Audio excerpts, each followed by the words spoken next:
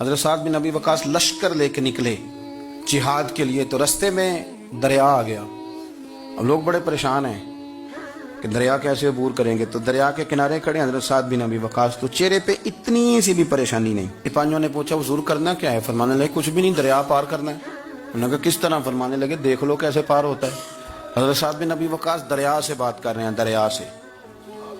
اقبال کہتے ہیں دشت تو دشت دریا بھی نہ چھوڑے ہم، بحر ظلمات میں دوڑا دیے کھوڑے ہم۔ کھڑے اور کھڑے ہو کے فرمانے لگے او دریا، تو حضرت موسیٰ علیہ السلام کی نافرمان قوم کو تو رستہ دے دیا کرتا تھا، اور ہم تو محمد عربی کے فرما بردار غلام ہیں، ہمیں کیوں نہیں رستہ دیتا؟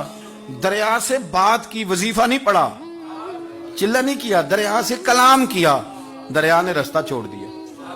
اندر گھوڑے دوڑائے، گھوڑے پار آ گئے دریا کے اس پار۔ تو اب بھی یہ نہیں کہتے کہ یہ بڑا کمال ہو گیا یا کرامت بناؤ تو نہ کوئی بات نہیں، وہ سمجھتے ہیں یہ روٹین کی بات ہے، ہم صاحب ایمان لوگ ہیں، یہ تو روٹین کی بات ہے۔